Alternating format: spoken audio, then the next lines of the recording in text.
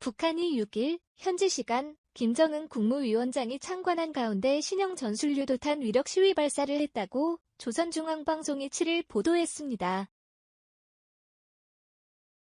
이 방송은 김정은 동지께서 8월 6일 새벽 신형 전술유도탄 위력 시위 발사를 참관하셨다면서 우리나라 서부작전 비행장에서 발사된 전술유도탄 이발은 수도권 지역 상공과 우리나라 중부 내륙지대 상공을 비행하여 조선 동해상에 설정된 목표섬을 정밀 타격하였다고 밝혔습니다.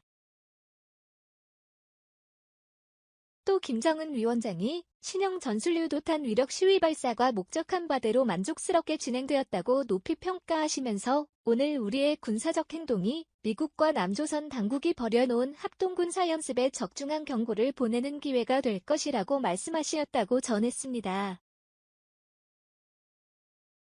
앞서 한국합동참모본부는 북한이 6일 새벽 5시 24분과 36분 황해남도 과일군 일대에서 동해상으로 단거리 탄도미사일로 추정되는 발사체 이발을 쏘아 올린 것을 포착했다고 밝힌 바 있습니다.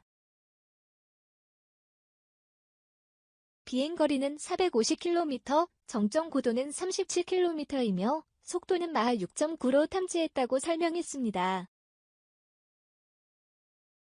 미 한 정보당국은 이번 미사일을 지난 7월 25일 발사한 단거리 탄도미사일과 유사한 비행 특성을 가진 것으로 평가하고 있다며 정확한 재원은 정밀 분석 중이라고 밝혔습니다.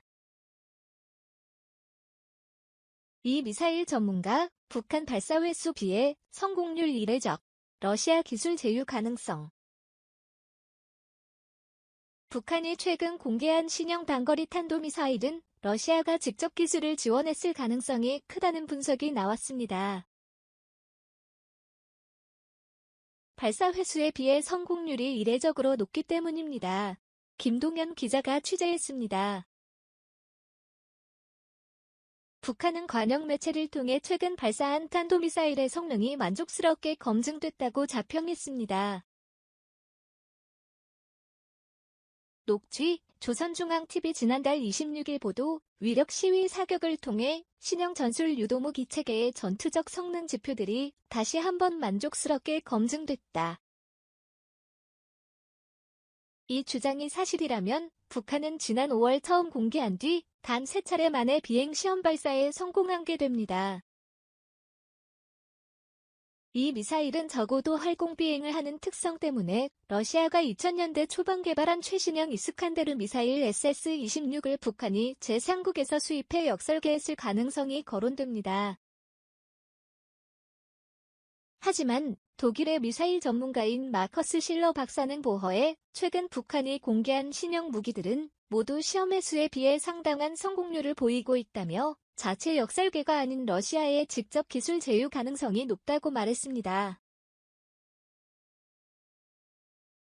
이스칸데르 SS-26의 경우 러시아가 1990년대 개발을 시작해 실전에 투입하기까지 약 15년이 걸린 점을 감안하면 북한의 실험 횟수는 턱없이 적다는 설명입니다.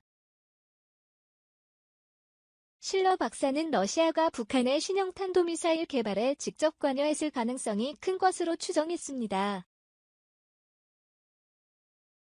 실러 박사가 지난 2월 국제학술지 사이언스 앤 글로벌 시큐리티에 게재한 논문에 따르면 미국과 러시아 등은 탄도미사일 개발 성공까지 최소 10회 이상의 비행 실험을 했습니다. 하지만 북한은 무수단 미사일 등 최신 무기체계 비행 실험이 모두 10회 미만이었고 이는 미사일 개발 사상 유례가 없는 통계라는 게 실러 박사의 평가입니다. 이 때문에 이번 미사일뿐 아니라 최근 공개한 신형 무기 전반에 걸쳐 러시아의 직접적인 기술 유입이 의심된다고 실러 박사는 밝혔습니다. 하버드 스미스소니언 천체물리학센터의 조너선 맥도웰 박사는 러시아의 직접 기술 제휴 가능성은 미국 학계에서도 논쟁적인 사안이라고 말했습니다. 다만 러시아가 1957년 세계 최초 인공위성인 스푸트니크로 발사에 성공하기 전까지 서방국들이 인공위성 역량을 오판했던 사례를 들며 자체 개발 역량이 없다고 단정짓기는 아직 이르다고 덧붙였습니다. 이에 대해 실러 박사는 스푸트닉도 실제 발사 성공까지 6번의 실험이 있었다며 인공위성 정찰 능력이 발달된 현대의 기술로는 사전에 개발 정황을 포착했을 것이라고 말했습니다. 또 북한이 자체 역량으로 실험에 성공했다면 미사일 개발 특성상 실패 횟수는 필연적이지만 엔진 성능 실험 등의 활동이 적다고 지적했습니다. 토머스 카라코 전략국제문제연구소 치즈 미사일 방어 프로젝트 국장도 보허에 북한은 2000년대부터 다양한 미사일 기술을 선보이고 있다며 외부로부터 상당 수준의 직접적인 기술 제휴 없이 자체 역량만으로 개발에 성공했을 것으로 상상하기 어렵다고 말했습니다. 게리 세이모어 전 백악관 대량살상무기 담당 조정관은 보허에 최근의 신형 미사일을 포함해 북한의 미사일이 러시아로부터 왔다는 정황 증거는 여러 차례 포착됐었다고 말했습니다. 그러나 세이모어 전 조정관은 북러 사이에 구체적으로 어느 시점에 어느 정도의 기술 제휴가 이뤄졌는지는 판단하기 어렵다고 말했습니다. 3. 에스퍼 국방장관, 북한 발사에 과민 반응하지 않을 것. 마크 에스퍼 미국 국방장관은 북한의 최근 잇따른 미사일 발사에도 북한과 외교의 문을 열어놓을 것이라고 말했습니다. 존 볼튼 백악관 보좌관은 김정은 위원장이 대륙간 탄도미사일 ICBM을 발사하지 않기로 트럼프 대통령과 약속했다고 밝혔습니다. 김칸희 기자가 보도합니다. 에스퍼 국방장관은 북한과의 외교를 위해 최근 단거리 탄도미사일 발사에 대해 과민 반응하지 않을 것이라고 말했습니다. 호주 방문을 마친 에스퍼 장관은 6일 일본행 전용기에서 기자들에게 트럼프 대통령이 한 달여 전 김정은 위원장과 좋은 회담을 가졌다면서 이같이 밝혔습니다.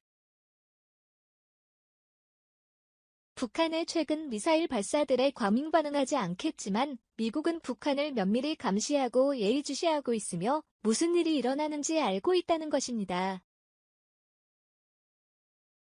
에스퍼 장관은 북한의 6일 발사체 발사에 대해 단거리 탄도미사일로 이해하고 있다면서도 핵심은 북한과 외교를 위한 문을 열어놓는 것이라고 강조했습니다.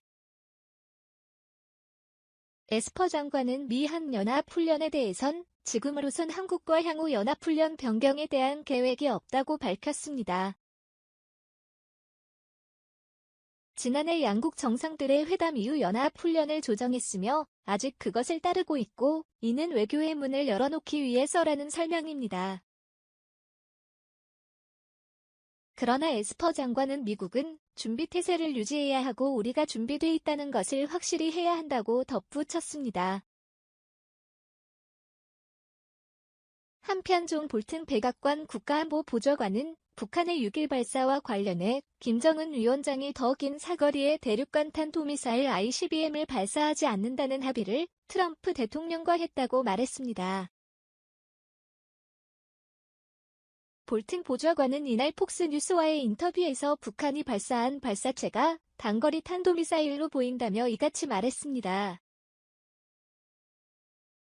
그러면서 트럼프 대통령이 이 상황을 아주 주의 깊게 지켜보고 있다고 말했습니다.